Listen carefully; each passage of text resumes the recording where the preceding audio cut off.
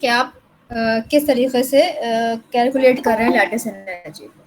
ठीक है, एक फॉर्मूला आपकी लैटिस एनर्जी का होता है as is given in my notes.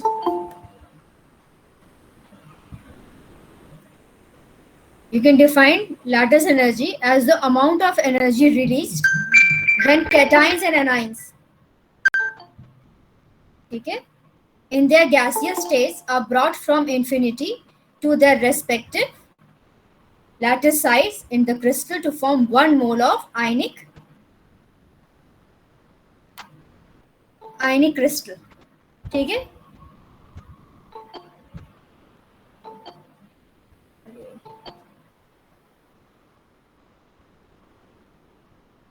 ये कर देती कि तुम लोगों में से एक बच्चा शेयर करता अपने अकाउंट से, तो बाकी बच्चों को वही एडमिट करता रहता, तो मैं डिस्टर्ब ना होती बीच बीच में एडमिट कर। दो तरीके से डिफाइन होती है आपके, क्या है, कैटाइंस है, ठीक है, एनाइंस है।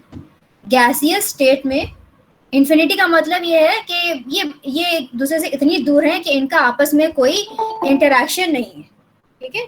So when you bring them close together from infinity, ठीक है, और एक क्रिस्टल लैटिस आप बनाने के लिए उनकी फिक्स पोजीशन पर उनको लेकर आते हैं and you form 1 mole of ionic solid, ठीक है, तो कुछ एनर्जी रिलीज होगी। ऑब्वियसली जब ये इन्फिनिटी पे एक दूसरे से बहुत दूर दूर है तो इनकी पोटेंशियल एनर्जी जीरो अज्यूम करते हैं, ठीक है। जब आप इनको क्लोज लेकर आएंगे, जाहिर सी बात है, लैटिस क्या होता है, लैटिस क्या होता है, क्रिस्टल लैटिस क्या होता है, एक जो आपका आयनिक सॉलिड में किसी में भी कैटाइंस और एनाइंस अपनी एक फिक्स पोजीशन पे होते हैं to form a lattice, crystal lattice, ठीक है। तो जब आप इन्फिनिटी से उनको अपनी फिक्स पोजीशन पे लेकर आएंगे to form 1 mole of ionic solid, ठीक है, तो कुछ एनर्जी रिलीज होगी, ठीक है। वो एनर्जी कैसे रिलीज होगी, जब ये इन्फिनिटी पे होंगे, यानी जब एक दूसरे से बहुत दूर होंगे ये कैटाइंस और एनाइंस गैसियस स्टेट में, तो इनकी पोटेंशियल एनर्जी जीरो एज्यूम करते हैं, ठीक है। यानी इसका मतलब है कि आपस में एक दूसरे से कोई इंटरेक्शन नहीं हो रहा, इंडिपेंडेंट है, इनकी पोटेंशियल एनर्जी जीरो है।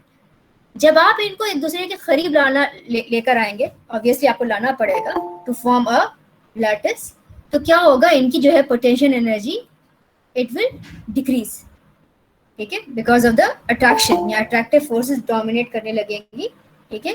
ये कैटाइन है, ये एनाइन है, अपोजिटली चार्ज्ड है। जब आप इनको करीब लेकर आएंगे तो अट्रैक्टिव फोर्सेस की वजह से क्या होगा, पोटेंशियल एनर्जी डिक्रीज करती है, ठीक है। जब वो पोटेंशियल एनर्जी डिक्रीज करती है तो जो एनर्जी आपको in the negative energy release होगी यहाँ पे इस प्रोसेस में, ठीक है। तो इसको जो एनर्जी रिलीज हुई है आपको, उसको आप लैटिस एनर्जी कहते हैं, ठीक है। जब आप suitable number of gaseous cations और अनाइंस को, ठीक है, इन्फिनिटी से लाके एक particular 1 mole of ionic solid बनाते हैं, ठीक है, अपनी रेस्पेक्टिव लैटिस पोजीशन पे उनको लाते हैं और उनकी वजह से आपको एक मोल ऑफ आयनिक सॉलिड मिलता है। तो इस प्रोसेस में आपको कुछ एनर्जी रिलीज होती है, वो एनर्जी आप लैटिस एनर्जी कहलाते हैं, ठीक है। This energy which is release is always negative.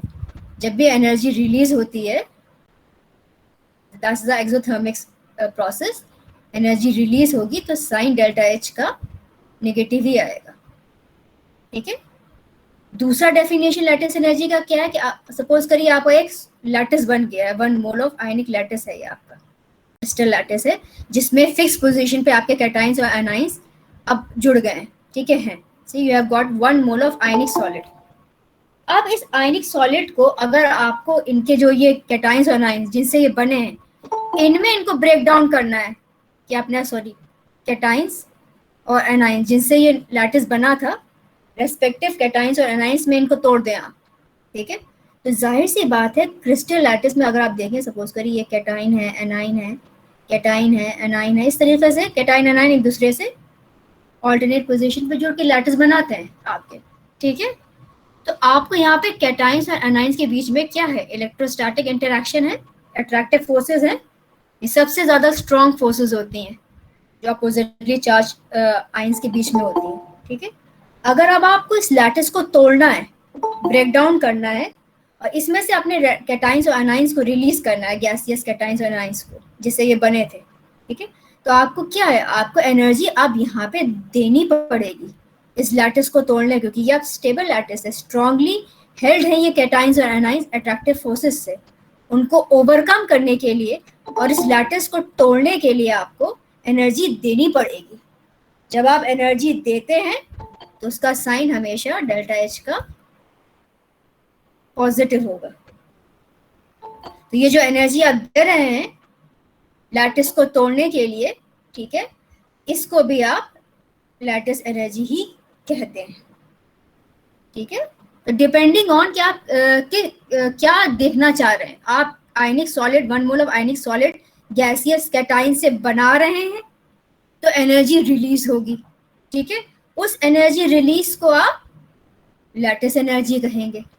ठीक है, अगर आपके पास 1 मोल आयनिक सॉलिड है और अब आपको इस आयनिक सॉलिड को, क्रिस्टल लैटिस को ब्रेक डाउन करना है रेस्पेक्टिव कैटाइंस और एनाइंस में, गैसियस कैटाइंस और एनाइंस में, तो इस प्रोसेस में आपको एनर्जी देनी पड़ेगी। लैटिस को तोड़ने के लिए आपको एनर्जी देनी पड़ेगी। ठीक है, जो जितनी एनर्जी आप दे रहे हैं फिर वो भी आपकी लैटिस एनर्जी कहलाती है, लेकिन साइन आपका इस केस में पॉजिटिव आएगा। ये चीज समझ में आई, डेफिनेशन समझ में आई लैटिस एनर्जी की? Yes ma'am. तो you can define it in 2 ways. ठीक है, डिपेंडिंग ऑन कि आप किस तरीके से लैटिस एनर्जी को डिफाइन करें, आप क्या प्रोसेस करना चाह रहे हैं।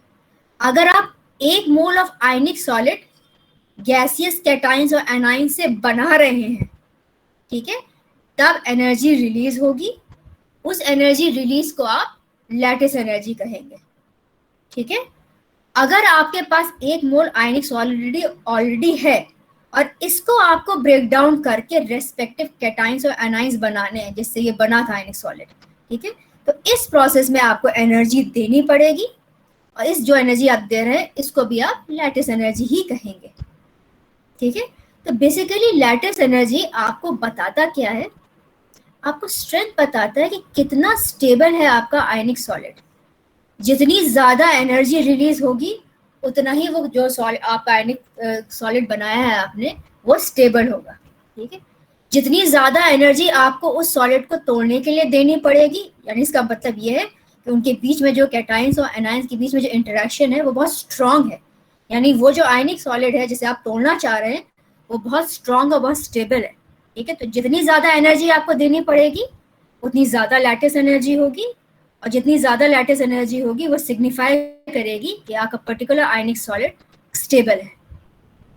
ठीक है, तो रफ आइडिया आपको मिलता है आयनिक सॉलिड की स्टेबिलिटी का लैटिस एनर्जी से, वैल्यूज से। ये चीज समझ में आई? Yes ma'am. Ma'am, what is the difference? Ma'am, what is the difference between enthalpy of atomization and lattice energy? Atomisation तो बेटा एटम्स में कन्वर्ट करने का है और लैटिस एनर्जी नहीं है। अच्छा मैम। यहाँ तो गैसियस कैटाइंस और एनाइंस में आपको कन्वर्ट करना है इसको, अपने रेस्पेक्टिव कैटाइंस और एनाइंस को। ठीक है, इसीलिए लैटिस एनर्जी जो है डायरेक्टली डिटरमाइन नहीं कर सकते आप। जो lattice energy, is there no relation between enthalpy of atomization and lattice? No, that is different thing and this lattice energy is different thing. Okay, this lattice energy is applicable for ionic solids. Okay. That is enthalpy atomization or atoms में convert करने का, that is different thing. Don't confuse it with this. That is different property. This lattice energy is different property. Okay. Thank you. So this lattice energy, it cannot be calculated. या you cannot determine it directly. ये experimentally आप directly lab में determine कर ही नहीं सकते। क्यों नहीं कर सकते आप? एक तो आपको sufficient number of gaseous cations और एनाइंस जो है एग्जैक्टली पता नहीं चल सकता आपको कि जब आप कंबाइन करके 1 मोल ऑफ आयनिक सॉलिड बन रहा है तो कितनी एनर्जी रिलीज हो रही है इन दोनों को कंबाइन करने के लिए करके, ये आप कभी नहीं बता सकते। आप डिटरमाइन नहीं कर सकते एग्जैक्टली 1 मोल का। ठीक है, ये पॉसिबल ही नहीं है। ठीक है, दूसरा, जब आप इस लैटिस को ब्रेक करते हैं तो वो डायरेक्टली गैसियस कैटाइंस और एनाइंस में कन्वर्ट नहीं होता, एटम्स में कन्वर्ट होता है कोई भी सॉलिड। ठीक है, तो उसमें भी फिर आप यहाँ पे एनर्जी कितनी रिलीज हुई है डायरेक्टली डिटरमाइन करना इम्पॉसिबल है, ठीक है। इसीलिए लैटिस एनर्जी डायरेक्टली कभी भी डिटरमाइन नहीं होती, आप इसे इनडायरेक्टली निकालते हैं with the help of Born Haber cycle, ठीक है। एक्सपेरिमेंटली इसको इनडायरेक्टली डिटरमाइन करते हैं थ्रू बॉर्न हेबर साइकिल, और थ्योरेटिकली इसका एक फॉर्मूला है बॉर्न-लैंड इक्वेशन का, उससे निकाल सकते हैं आप। थ्योरेटिकली निकलेगी फिर वो, ठीक है, प्रैक्टिकली नहीं निकल सकती, ठीक है। वो बॉर्न-लैंड इक्वेशन भी बता दूंगी बाद में, ठीक है। तो सपोज करिए आपका एक रिएक्शन है, यू आर NaCl का एग्जांपल लेके हम समझाती हूँ आपको। So this is Na solid, ठीक है, प्लस क्लोरीन गैसियस स्टेट में होता है, ठीक है, and they are combining to give you this NaCl in a solid state, ठीक है। क्योंकि आप रेस्पेक्टिव एटाइन से बढ़ रहे हैं तो यहाँ पे डेल्टा यू जो भी होगा that is your delta H, enthalpy of formation of this NaCl, ठीक है। अब चूंकि आप देख रहे हैं, आपको पता है हेसेस लॉ क्या होता है, कुछ आइडिया है?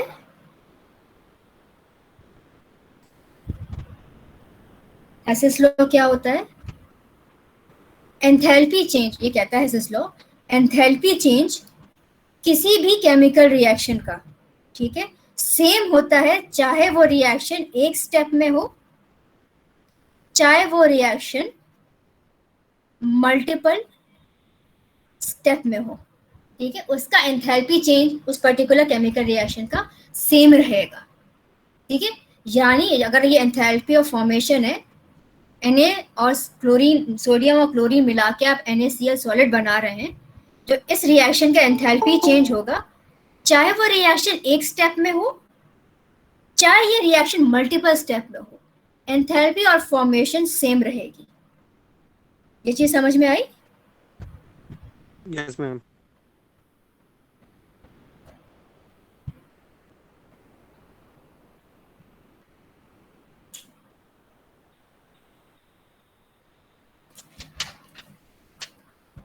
अब देखिए ये मैंने रिएक्शन लिखी थी पहले, जैसे Na solid plus half giving you NaCl solid, ठीक है। अब जाहिर सी बात है सॉलिड और गैस का तो सिस्टम ही, आपको पहले इस सॉलिड को गैसीय स्टेट में कन्वर्ट करना पड़ेगा, क्योंकि गैसीय स्टेट में कंबाइन करके आपका आयनिक सॉलिड बनेगा, ठीक है। तो आपको ये सॉलिड से पहले इसको गैसीय स्टेट में कन्वर्ट करना पड़ेगा सोडियम को, ठीक है। तो जो इस प्रोसेस में ये क्या प्रोसेस कहलाता है, it is called sublimation process. जब आप सॉलिड को डायरेक्टली गैसीय स्टेट में कन्वर्ट करते हैं, ये प्रोसेस क्या कर रहा है, सब्लिमेशन कहलाता है ये, ठीक है। कुछ एनर्जी देनी पड़ेगी आपको, ठीक है। So this is a sublimation process.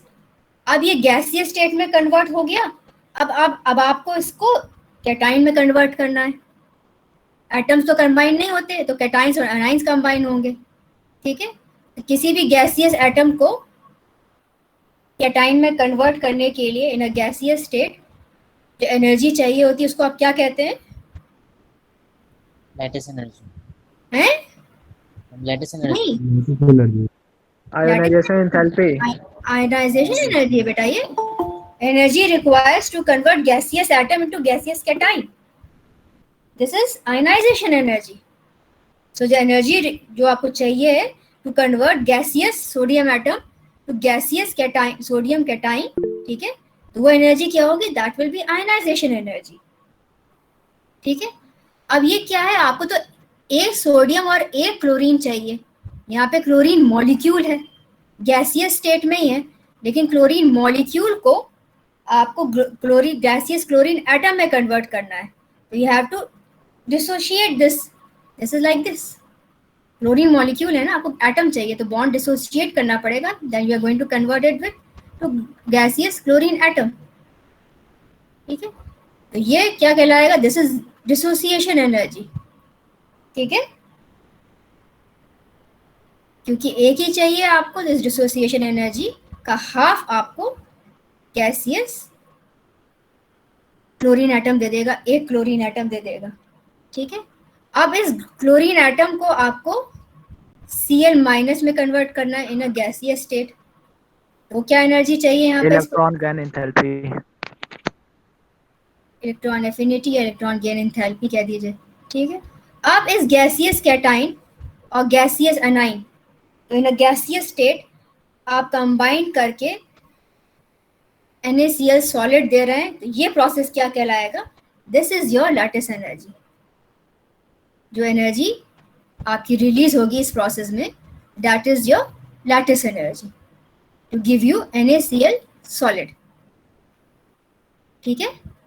तो इस स्टेप का delta H formation of NaCl in the single step delta H F will be equal to all the, this value will be equal to all these values, यानी sublimation energy, ionization energy, आपकी dissociation energy, electron affinity plus lattice energy, इन सब energy का जो होगा that will be equal to delta HF, formation of NaCl in one step and formation of NaCl in multiple steps।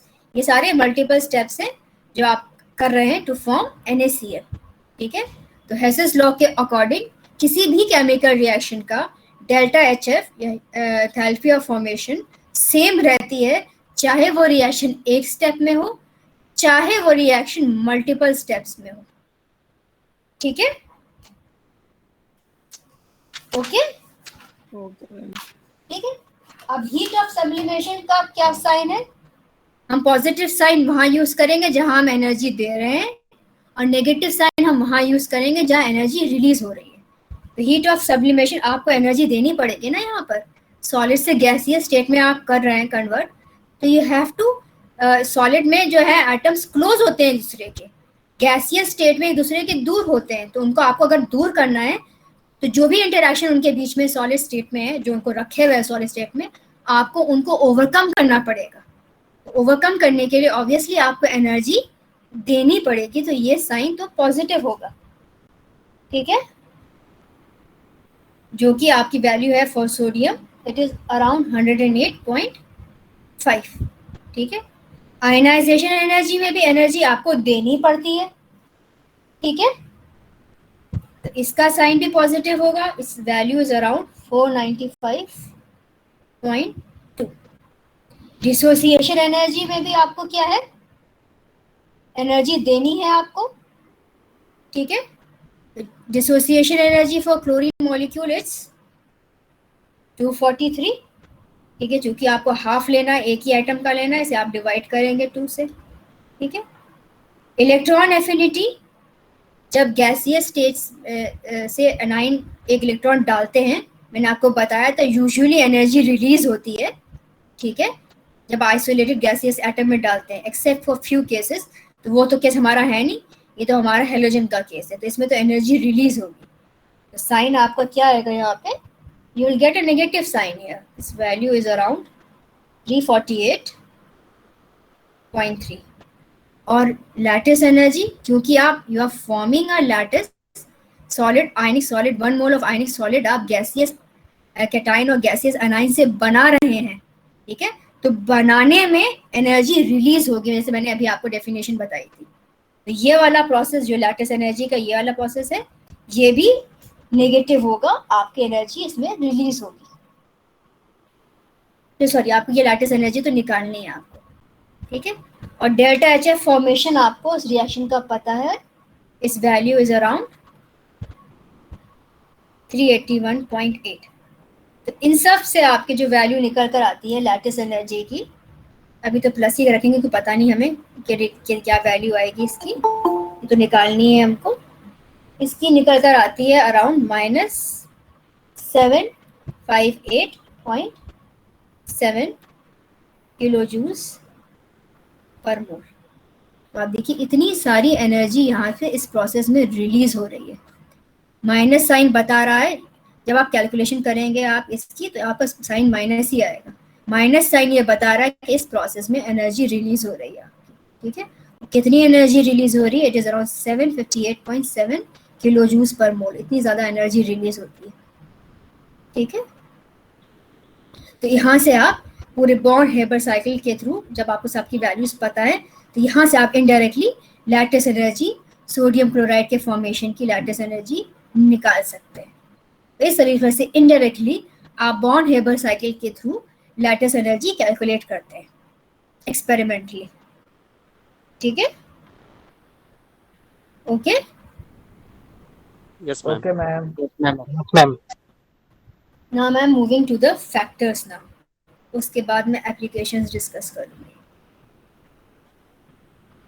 उससे पहले मैं आपको जो इक्वेशन यूज होती है थ्योरेटिकली लैटिस एनर्जी की निकालने के लिए, that is most commonly use equation is your bond land equation. ये लैंड ये कहते हैं इसको। ठीक है,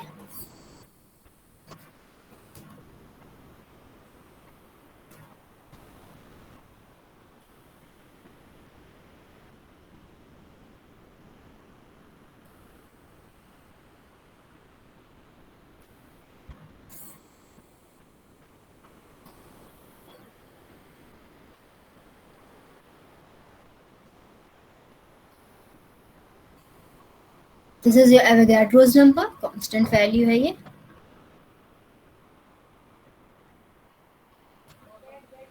ठीक है, ये भी कांस्टेंट होता है, इट इज कॉल्ड मेडलन कांस्टेंट। ये ज्योमेट्री पे, जो भी क्रिस्टल है आपका, क्रिस्टल लैटिस है, उसकी ज्योमेट्री पे डिपेंड करता है। तो डिफरेंट स्ट्रक्चर्स का डिफरेंट वैल्यू आता है। ये जो भी आप आयनिक सॉलिड निकाल रहे हैं जिसकी लैटिस एनर्जी चाहिए, उसका उसकी एक पर्टिकुलर वैल्यू होगी उस क्रिस्टल की। ठीक है, तो ये भी कांस्टेंट वैल्यू है। This is the charge on cation, charge on anion. ये इलेक्ट्रॉन का है आपका इलेक्ट्रॉनिक चार्ज, ये भी ऑब्वियसली कांस्टेंट वैल्यू है। This is the permittivity in free space. ठीक है, ये भी कांस्टेंट वैल्यू है।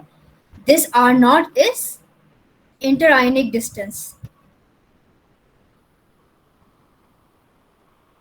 इंटरआयनिक डिस्टेंस मतलब ये अगर आपका कैटाइन है, ठीक है, और ये एनाइन है, तो इंटरआयनिक डिस्टेंस क्या होगा? इनके न्यूक्लियस के बीच का डिस्टेंस। ठीक है, यानी ये जो क्या है, it is nothing but the radius of cation plus radius of anion. ठीक है, आर नॉट ये है। ये बॉन्ड एक्सपोनेंट कहलाता है, ये भी कांस्टेंट वैल्यू है। ये सॉलिड की कंप्रेसिबिलिटी पे डिपेंड करती है, कितना कंप्रेसिबल है वो सॉलिड। ये भी कांस्टेंट वैल्यू होती है, 5 से लेके 12 इसकी वैल्यू आती है। ठीक है, as you can see most of the values are constant. ठीक है, तो अगर आप इसको सिंप्लीफाई करके देखें तो यू विल सी कि lattice energy is depending on the charge of cation, charge of product of charge of cation, charge of anion, and the interionic distance between cation and anion. ठीक है, जितना charge cation का A9 का ज्यादा होगा, obviously उनका product उतना ज्यादा होगा, उतनी ज्यादा आपकी लैटिस एनर्जी आएगी। जितना साइज आपका कैटाइन का और एनाइन का बड़ा होगा, तो ऑब्वियसली इंटरआयनिक डिस्टेंस भी बड़ी होगी, लैटिस एनर्जी उतनी ही कम होगी। ठीक है, जितना आपका कैटाइन या एनाइन साइज में छोटा होगा, ऑब्वियसली इंटरआयनिक डिस्टेंस भी उसका उतना ही कम होगा और लैटिस एनर्जी आपकी बढ़ेगी। ठीक है, किस पे बेसिकली डिपेंड कर रही है? कैटाइन और एनाइन के चार्ज पर। ठीक है, इन दोनों के प्रोडक्ट पर, जितना इसका प्रोडक्ट ज्यादा होगा लैटिस एनर्जी उतनी ही ज्यादा होगी। और दूसरा डिपेंड कर रही है इंटरआयनिक डिस्टेंस पे, ये जितना कम होगा उतनी लैटिस एनर्जी ज्यादा होगी। ये कम कब होगा? जब कैटाइन का और एनाइन का साइज छोटा होगा। ठीक है, जब कैटाइन का एनाइन का साइज छोटा होगा तो ऑब्वियसली इंटरआयनिक डिस्टेंस भी इन दोनों के बीच में कम होगा। जितना इंटरआयनिक डिस्टेंस इन दोनों के बीच में कम होगा, लैटिस एनर्जी उतनी ही ज्यादा होगी। आया समझ में आपको? Yes, ma'am. अगर नहीं फॉलो कर रहे हो तो बता देना। अच्छा, अगर कुछ नहीं बोलोगे और यस मैम कहोगे तो मैं अज्यूम करूंगी कि आ गया समझ में। Now if I'm asking you to compare the lattice energy of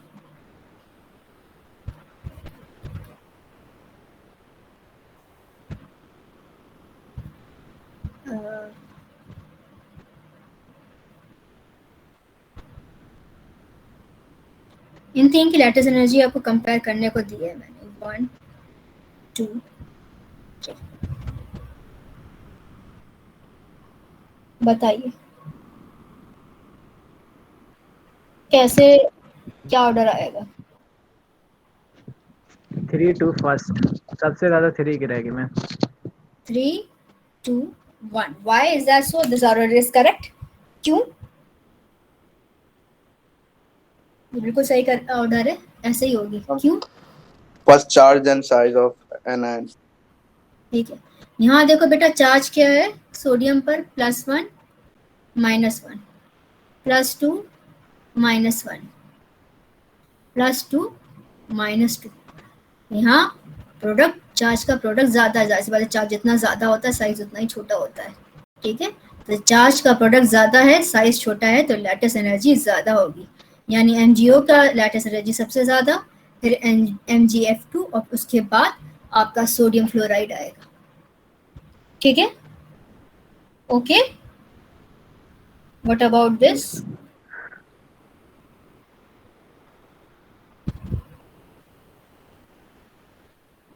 fluorides of alkali metals इनकी लैटिस एनर्जी कैसे वेरी करेगी डाउन द ग्रुप Decrease करे.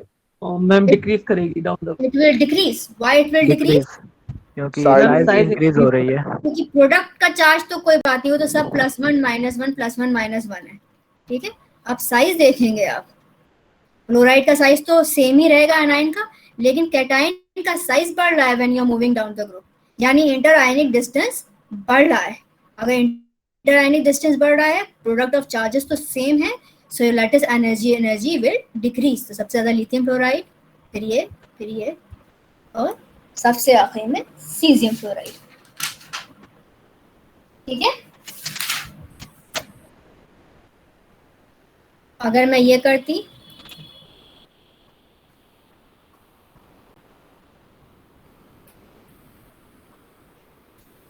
फिर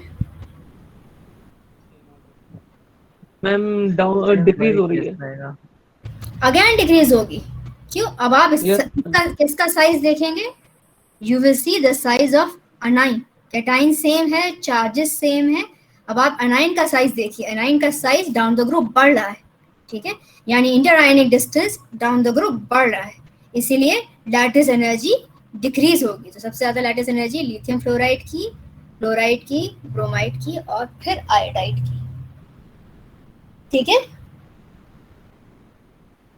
okay okay ma'am what about if I'm ask you to compare sodium fluoride and magnesium fluoride इन दोनों के बीच में lattice energy किसकी ज्यादा होगी magnesium chloride magnesium fluoride Magnesium fluoride. again the product of charges is more and the size will be small ठीक है इसीलिए आपकी मैग्नीशियम फ्लोराइड की लैटिस एनर्जी सोडियम फ्लोराइड से ज्यादा okay same will be applicable for KF and CaF2 ठीक है ये चीज समझ में आ गई यस मैम ठीक है अब हम एक केस पढ़ेंगे जो थोड़ा डिफरेंट है if you are asked to compare the lattice energy of sulfates chlorides nitrates of alkaline earth metals यानी चलो सल्फेट का ले लेते हैं एग्जांपल बेरिलियम सल्फेट है magnesium sulphate calcium sulphate strontium sulphate और बेरियम सल्फेट ठीक है, लैटिस एनर्जी आपको इसकी बतानी है, how the lattice energy will very. जो इसके लिए it will decrease ma'am down the you expect कि lattice energy decreases down the group, ठीक है, but actually the lattice energy increase. remains, नहीं increase भी नहीं करती, remains almost same, ज्यादा वेरी नहीं करती यहाँ पर, ऑलमोस्ट सेम रहती है इस केस में। किस केस में? सल्फेट्स, क्लोराइड्स, नाइट्रेट्स के केस में for alkaline earth metals your lattice energy does not change much, it remains almost same। और ये चीज आपको सॉल्युबिलिटी में फिर आपकी हेल्प करेगी, आपको ये पता होना चाहिए, क्योंकि तब आप सॉल्युबिलिटी निकाल पाएंगे फिर बाद में, अभी हम जब सॉल्युबिलिटी डिस्कस करेंगे, ठीक है। तो यहाँ पे लैटिस एनर्जी याद रखिए, for second period, second alkaline group, for sulphate it does not decrease, neither it increase neither it remains almost same। why is that so? बोलो मैम। अगर कंपैरिजन में दे दिया जाए बेरिलियम या मैग्नीशियम का, तो फिर हम किसको देंगे? बेटा, अगर लैटिस एनर्जी इन दोनों को कंपेयर करवा रहे हैं तो ऑब्वियसली लैटिस एनर्जी इन दोनों की तो थोड़ी बहुत इसकी भी ऑलमोस्ट सेम, सब पूरी की ऑलमोस्ट सेम रहती, इनका कंपैरिजन नहीं कराएंगे आपको, ठीक है। थोड़ा सा कह सकते हैं आप, स्लाइटली बढ़ जाएगी, बिल्कुल भी सेम नहीं रहती, ठीक है।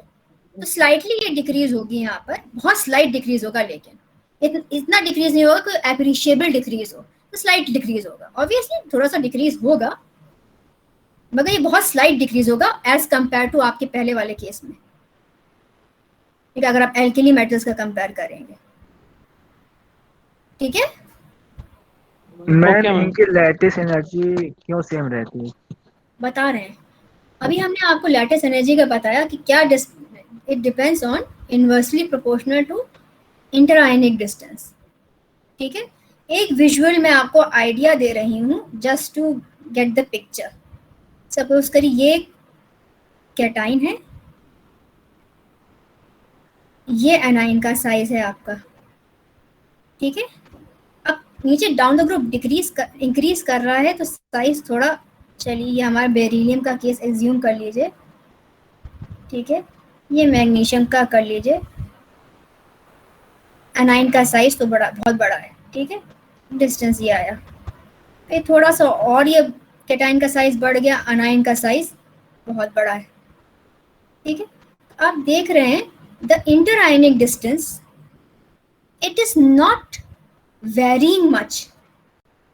Can you get the picture? ये मैं एग्जैक्टली ड्रॉ कर पा रही हूँ, ठीक है, थोड़ा सा पिक्चर से आइडिया हुआ। कैटाइन का साइज थोड़ा थोड़ा बढ़ रहा है आपका, एनाइन का साइज बहुत बड़ा है, ठीक है।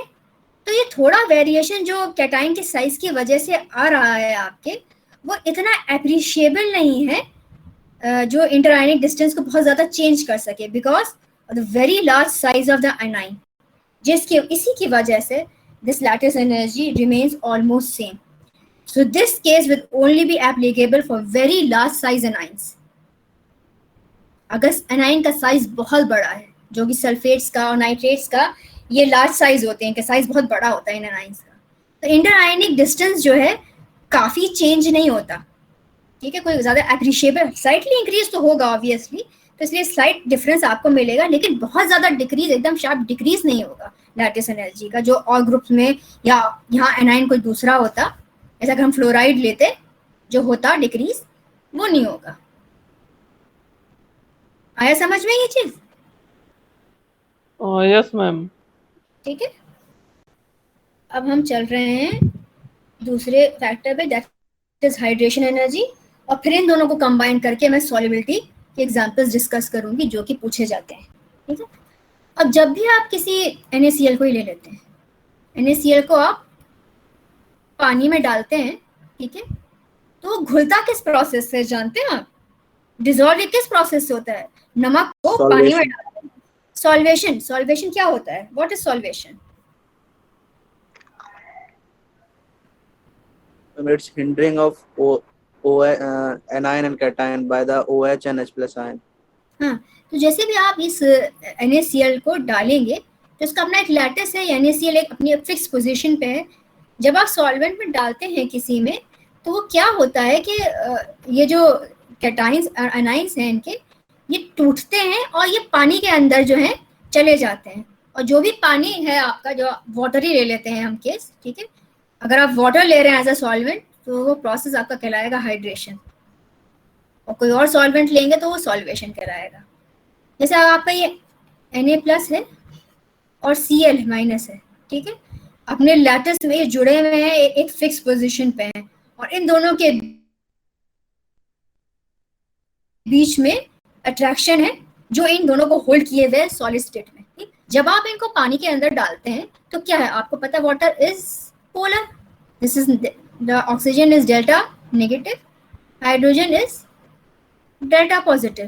ठीक है, जब आप पानी के अंदर डालेंगे ये जो कैटाइंस और एनाइंस हैं इनको वाटर मॉलिक्यूल सराउंड कर लेगा इस तरीके से, यहाँ पे ऐसे करके, डेल्टा नेगेटिव है, ये पॉजिटिव है, अट्रैक्शन होगा इनके बीच में इस तरीके से पोलर बॉन्ड में, और कई सारे वाटर मॉलिक्यूल इस तरीके से सोडियम को भी सराउंड करेंगे और क्लोराइड को ये इस तरीके से हाइड्रोजन की तरफ से कर लेगा सराउंड।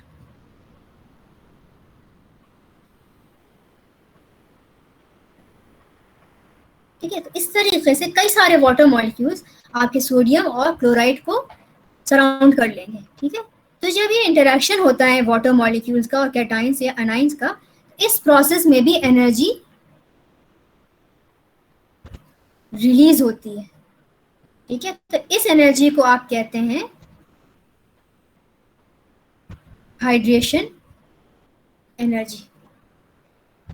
ठीक है, ओके, तो जितनी ज्यादा ये हाइड्रेशन एनर्जी होगी, यानी इस प्रोसेस में जो सराउंड कर रहा है आपका वाटर मॉलिक्यूल कैटाइंस और एनाइंस को, ठीक है, उतनी एनर्जी रिलीज हो रही है। तो ये आपका मतलब ये है कि ये लैटिस को ब्रेक डाउन करने में आसानी होगी आपको, ये लैटिस आराम से टूट के कैटाइंस और एनाइंस पानी के अंदर आ जाएंगे। ठीक है, तो लैटिस एनर्जी क्या कर रही है, इन दोनों कैटाइंस और एनाइंस को होल्ड कर रही है और डिसॉल्व नहीं होने दे रही है NaCl को।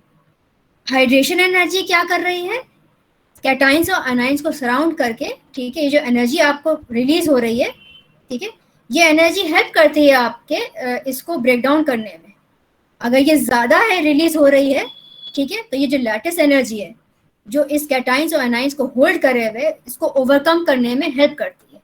अगर ये ज्यादा हो गई आपके हाइड्रेशन एनर्जी, अगर लैटिस एनर्जी से आपकी ज्यादा हो गई, तो जो आपका आयनिक सॉलिड है, ठीक है, वो डिसॉल्व होगा, इसी कंडीशन में वो डिसॉल्व होगा। ठीक है, और अगर आपकी हाइड्रेशन एनर्जी लैटिस एनर्जी से कम है तो फिर वो आयनिक सॉलिड आपका डिसॉल्व नहीं होगा। ठीक है, ये रूल है आपका। ये दोनों एनर्जीज हैं एक दूसरे को अपोज कर रही हैं। लैटिस एनर्जी डिसोल्यूशन को अपोज कर रही है, मतलब डिसॉल्व नहीं होने दे रही, मतलब लैटिस को तोड़ने नहीं दे रही है, वो होल्ड करे हुए लैटिस को। जब तक लैटिस टूटेगा नहीं और ये आइंस पानी के अंदर आएंगे नहीं तो ऑब्वियसली वाटर मॉलिक्यूल इनको सराउंड भी नहीं कर पाएंगे। ठीक है, ये लैटिस एनर्जी है, आप अज्यूम करिए, विजुलाइज करिए, ये लैटिस एनर्जी इन दोनों को होल्ड किए हुए। और हाइड्रेशन एनर्जी क्या कर रही है, कैटाइंस और एनाइंस को सराउंड करके आपकी एनर्जी रिलीज हो रही है। वो एनर्जी रिलीज जो हो रही है वो हेल्प कर रही है आपकी लैटिस एनर्जी को ओवरकम करके उस लैटिस को तोड़ने में। ठीक है, अगर लैटिस टूटेगा और ये जितना ज्यादा सराउंड होंगे वाटर मॉलिक्यूल्स, जितना सोडियम और क्लोराइड के अराउंड वाटर मॉलिक्यूल्स होंगे, उतनी ज्यादा आपकी एनर्जी रिलीज होगी, जैसे आप हाइड्रेशन एनर्जी कहेंगे। जितनी ज्यादा हाइड्रेशन एनर्जी रिलीज होगी उतनी ही आसानी से वो पर्टिकुलर आयनिक सॉलिड आपके पानी के अंदर डिसॉल्व होगा। ठीक है, तो किसी भी आयनिक सॉलिड को अगर आपको देखना है कि वो डिसॉल्व होगा कि नहीं होगा, तो आपको ये देखना पड़ेगा कि हाइड्रेशन एनर्जी लैटिस एनर्जी से ज्यादा होनी चाहिए। अगर हाइड्रेशन एनर्जी लैटिस एनर्जी से ज्यादा है तभी वो आयनिक सॉलिड जो है सॉल्युबल होगा वाटर में। अगर हाइड्रेशन एनर्जी लैटिस एनर्जी से कम है तब वो सॉल्युबल नहीं होगा। ठीक है, आया समझ में आपको? Yes, ma'am. यस मैम, आ गया मैम। अब हाइड्रेशन एनर्जी भी it depends on what, it depends on charge and it depends on size. ठीक है, hydration energy it depends on, word use करते हैं आप, आयनिक पोटेंशियल, किसी भी एटम के आयनिक पोटेंशियल पर डिपेंड करता है, अनायन के आयनिक पोटेंशियल पर डिपेंड करता है। आयनिक पोटेंशियल कुछ नहीं होता, it is the ratio of charge and size. जितना चार्ज ज़्यादा होगा, साइज जितना कम होगा, आयनिक पोटेंशियल उतना ज़्यादा होगा, और जितना आयनिक पोटेंशियल ज़्यादा होगा हाइड्रेशन एनर्जी भी उतनी ज़्यादा होगी आपकी। ठीक है, ठीक है, लैटिस एनर्जी की तरह ही मान लीजिए, directly proportional to charge, inversely proportional to size. ठीक है, जितना चार्ज ज़्यादा उतनी हाइड्रेशन एनर्जी ज़्यादा, जितना साइज छोटा उतनी हाइड्रेशन एनर्जी ज़्यादा। ठीक है, समझ में आया ये चीज़? Yes ma'am. आ गया मैं। Now we will see the solubility. Now can you dissolve ionic solids? Let us, can you dissolve NaCl in let us say carbon tetrachloride or benzene? No, ma'am. Why is that so? No, That is non-polar. Non polar है। ना तो उससे non polar होने की वजह से क्या फर्क पड़ रहा है? सॉल्वेशन एनर्जी नहीं मिल पाएगी। हाँ, तो सॉल्वेट नहीं कर पाएंगे बेटा ये। अब ये NaCl तो ये Na प्लस और Cl माइनस है, ये तो नॉन पोलर, इसमें कोई चार्ज ही नहीं, ये सॉल्वेट नहीं कर पाएगा इसको।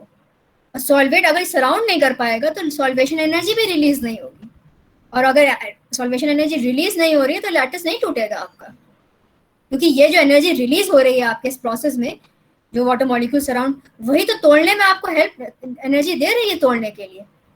ठीक है, क्योंकि आपको एनर्जी चाहिए इस लैटिस को तोड़ने के लिए। ठीक, वो एनर्जी आपको कहाँ से मिल रही है? वो आपको हाइड्रेशन एनर्जी से मिल रही है। ठीक है, जितनी ज्यादा हाइड्रेशन एनर्जी होगी उतनी आसानी से लैटिस टूटेगा आपका, अदरवाइज ये टूटेगा ही नहीं। और अगर ये लैटिस नहीं टूटेगा तो जाहिर सी बात है सॉल्युबल ही नहीं होगा, डिसोल्यूशन थोड़ी होगा प्रोसेस, ये ऐसे कैसे ही रहेगा इसमें। ठीक है, इसलिए आयनिक सॉलिड सिर्फ आयनिक सॉल्वेंट में ही आप डिसॉल्व कर सकते हैं, क्योंकि उसी केस में आपको हाइड्रेशन एनर्जी मिलेगी या सॉल्वेशन एनर्जी मिलेगी।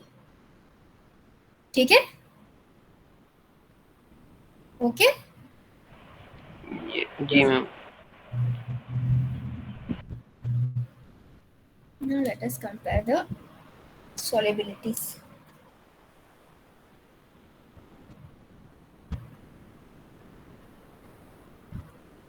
LiCl है आपका, LiBr है, NaCl है, NaBr है।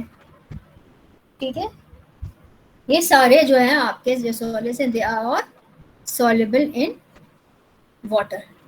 ठीक है, these ionic solids because their hydration energy is larger than lattice energy. ठीक है, आपका KCl है, KBr है और Ki है। ठीक है, these are insoluble in water because इनका हाइड्रेशन एनर्जी लैटिस एनर्जी से कम होता है। ठीक है, अगर मैंने आपको ये दिया हुआ है LiF, LiCl, LiBr और लिथियम आयोडाइड। ठीक है, मैं कह रही हूँ उनकी सॉल्युबिलिटी का ऑर्डर बताइए क्या होगा। देयर सॉल्युबिलिटी विल डिक्रीज और increase when you move from left to right. Decrease में डिक्रीज मैम। डिक्रीज होगी, increase ma'am, increase. Increase ma'am, बढ़ेगी। LiCl क्यों बढ़ेगी? क्यों भाई? मैम LiF सबसे ज्यादा होगी, फिर LiCl, फिर LiBr एंड LiI। सॉल्युबिलिटी बता रहे हो? Yes ma'am. सही है, क्यों? It will increase, size increase कर रहे हैं। यहाँ से लिथियम फ्लोराइड से आयोडाइड पे जाओगे तो सॉल्युबिलिटी बढ़ेगी। ठीक है, बेटा यहाँ पे मैंने अभी आपको बताया how is the lattice energy varying here. Lattice energy dominate कर रहा है सर। लैटिस एनर्जी डोमिनेट कर देगा तो सोल्युबिलिटी कम हो जाएगी। पहले बताओ लैटिस एनर्जी कैसे वेरी कर रहा है down the group. Ma'am lattice energy decrease कर रही है। Yes ma'am it is decreasing. Lattice energy decrease कर रही है। चलो लैटिस एनर्जी तो डिक्रीज कर रही है, ओके मान लिया मैंने। Hydration energy, ma'am hydration energy भी डिक्रीज कर रही है। दोनों चीजें डिक्रीज कर रही हैं बेटा। यहाँ पर डाउन द ग्रुप दोनों चीजें डिक्रीज करती हैं। अब आपको देखना है कि कौन ज्यादा डिक्रीज कर रहा है, वो फिर आपका डोमिनेट करेगा। लैटिस एनर्जी भी डाउन द ग्रुप इस केस में डिक्रीज कर रही है, हाइड्रेशन एनर्जी भी डिक्रीज कर रही है, लेकिन down the group lattice energy ज्यादा डिक्रीज करती है as compare to hydration energy, जिसकी वजह से यहाँ सॉल्युबिलिटी आपकी बढ़ जाएगी। ठीक है, डिक्रीज दोनों कर रहे हैं। ऐसा नहीं है कि आपकी लैटिस एनर्जी डिक्रीज कर तो हाइड्रेशन एनर्जी इंक्रीज कर रही है। भाई hydration energy is inversely proportional to the size. Size बड़ा है तो हाइड्रेशन एनर्जी तो कम होगी ना। ठीक है मैम लैटिस एनर्जी और हाइड्रेशन एनर्जी दोनों एक ही जैसे फैक्टर्स पे डिपेंड कर रही हैं। हाँ, तो मैम तो हाइड्रेशन एनर्जी ज्यादा फ्लो कर जा रही है देन लैटिस एनर्जी। एक चीज देखो, एक इक्वेशन ध्यान रखना, ये तुम्हें हेल्प करेगी। चार्जेस तो दोनों पे चलो सेम ही है, चार्जेस का फैक्टर तो दोनों। लैटिस एनर्जी पे साइज क्या है? It is inter ionic distance, यानी size of cation plus size of anion. Okay, hydration energy it is dependent on like this, size of cation plus size of anion. ठीक है, बाकी सब constant होती हैं कुछ वैल्यूज, वो हमें कंसर्न नहीं है ऊपर, उससे हमें कोई कंसर्न नहीं, हम साइज का देख रहे हैं इफेक्ट। ठीक है, ये दो इक्वेशन ध्यान रखो। ठीक है, अब यहाँ पे जो वेरिएशन फिर आएगा, ठीक है, यहाँ कैटाइन का साइज तो सेम है, अनाइन का साइज ज्यादा बढ़ रहा है यहाँ पर। ठीक है, बहुत बड़ा है आयोडाइड, ज्यादा बढ़ रहा है तो ये डिक्रीज हो रहा है और ये भी दोनों भी डिक्रीज हो रहे हैं, क्योंकि down the group in cases में, पर्टिकुलर केसेस में लैटिस एनर्जी ज्यादा डिक्रीज करती है हाइड्रेशन एनर्जी से। ठीक है, this size is lithium size is very small, iodide size is very large. ठीक है, तो यहाँ पे आयन के साइज पे डिपेंड करेगा। अभी साइज फ्लोराइड का बहुत छोटा, क्लोराइड का उससे बड़ा, आयोडाइड का उससे बड़ा, आयोडाइड का और भी ज्यादा बड़ा। यहाँ पे साइज जो है आयोडाइड का भी बढ़ रहा है। ठीक है, तो इंटर आयनिक डिस्टेंस का जो इफेक्ट आ रहा है, ठीक है, और ये जो डिक्रीज हो रहा है, और ये जो अनाइन की साइज की वजह से डिक्रीज हो रहा है, दोनों डिक्रीज होंगे, लेकिन यहाँ पे इस पर्टिकुलर केस में लैटिस एनर्जी ज्यादा डिक्रीज होगा। ठीक है, यहाँ वेरिएशन ज्यादा है दोनों के साइज के बीच में। ठीक है, हम तुमको एक ट्रिक बताएंगे। ठीक है, अभी समझाएंगे तुमको मैं एक ट्रिक। मैम एक बार और रिपीट कर दें इसी नहीं, question। मैं तुमको अभी रुक जाओ, बस ये इक्वेशन ध्यान रखना, जो क्योंकि मैं जो ट्रिक समझाऊंगी वहां तुम्हें इसकी हेल्प से लॉजिकली समझने में आसानी होगी। ठीक है, बाकी जो हम तुम्हें अभी समझाएंगे ट्रिक कि कैसे सॉल्युबिलिटी तुम एग्जाम्स में निकाल लोगे। ठीक है, ऐसे तो एग्जाम में अभी तुमसे ऑरली पूछ लेंगे, लेकिन कॉम्पिटिटिव एग्जाम में इस तरीके का अगर क्वेश्चन आएगा तो जाहिर सी बात है बैठ के इतना तो तुम लॉजिक नहीं लगाओगे तो टाइम नहीं होता। तो कैसे देख के समझ जाओगे कि सॉल्युबिलिटी घटेगी कि बढ़ेगी, उसका हम तुमको अभी एक ट्रिक समझाएंगे, उसके एक आध प्रैक्टिस कराएंगे, उसकी हेल्प से तुम समझ जाओगे कि कैसे वेरी करेगा यहाँ पर। ठीक है, इन दोनों इक्वेशन को ध्यान रखना, वो समझने में आसानी होगी।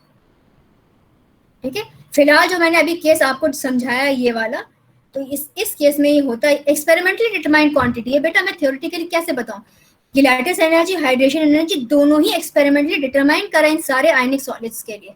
ठीक है, तो देखा गया व्हेन दे हैव डिटरमाइंड कि दो both are decreasing, but in this case, in the case of lithium halides और डिफरेंट हैलाइड्स, लैटिस एनर्जी कम डिक्रीज करती है, और sorry lattice energy, hydration energy का जो डिक्रीज है वो कम होता है as compare to lattice energy. Lattice energy ज्यादा डिक्रीज करती है, हाइड्रेशन एनर्जी कम डिक्रीज करती है।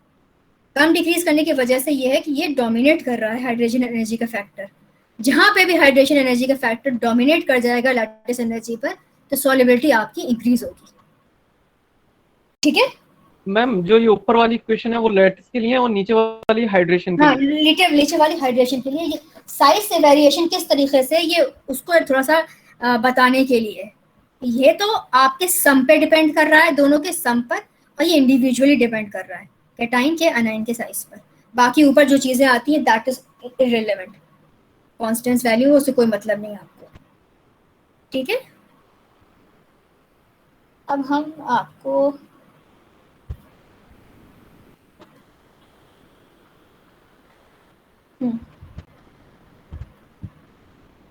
चलिए देख लेते हैं।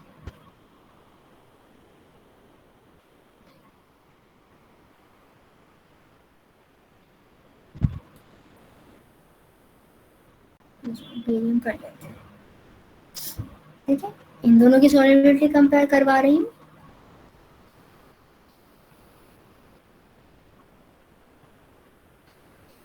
इन दोनों की सॉल्युबिलिटी कंपेयर करने को दिया।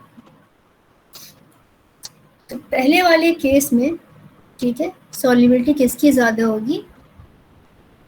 बेरियम हाइड्रोक्साइड की, because when you move down the group the lattice energy is decreasing while the hydration energy is also decreasing. ठीक है, but the hydration energy decreases less as compared to lattice energy. तो in the case of hydroxide आपकी जो solubility है it will increase. तो barium hydroxide is more soluble than beryllium hydroxide. But in the case of sulfate the order is reverse. Beryllium sulfate is more soluble than barium sulphate, तो insoluble होता है पानी के अंदर। ठीक है, ये आपका क्यों आया? यस मैम बेरियम और बेरिलियम की लैटिस एनर्जी ऑलमोस्ट सेम होगी ना इसके अंदर भी? हाँ, इन दोनों के केस में देखो, यहाँ तो लैटिस एनर्जी डिक्रीज कर रही है, हाइड्रेशन एनर्जी भी डिक्रीज कर रही है। यहाँ लैटिस एनर्जी तो बराबर है। ओके, लैटिस एनर्जी तो दोनों की बराबर है, वो तो वेरी नहीं कर रही, लेकिन हाइड्रेशन एनर्जी डिक्रीज कर रही है down the group because of the increase in the size of barium. ठीक है, इंटरआयनिक डिस्टेंस तो वेरी नहीं कर रहा, वो तो मैंने अभी आपको रिलेशन समझाई इसीलिए बताई थी। फॉर लार्ज साइज अनाइंस मैंने आपको बताया था, अगर साइज अनाइन का बहुत ज्यादा है तो ये जो इंटरआयनिक आपका डिस्टेंस होता है कैटाइन अनाइन का, ये ज्यादा वेरी नहीं करता। ठीक है, ये ऑलमोस्ट सेम रहता है। इसके ऑलमोस्ट सेम रहने की वजह से लैटिस एनर्जी भी सेम रहती है। लेकिन हाइड्रेशन एनर्जी के केस में आपका क्या है? It is dependent on size of cation and size of A9. If this size of A9 is very large, बहुत बड़ा है, तो ये फैक्टर बहुत कम आएगा, तो इस फैक्टर को आप निग्लेक्ट कर सकते हैं। ठीक है, क्योंकि बहुत कम वैल्यू है इसकी। तो फिर आपका हाइड्रेशन एनर्जी डिपेंड किस पे कर रहा है? साइज ऑफ कैटाइन पर। Since the size of cation is increasing down the group, your hydration energy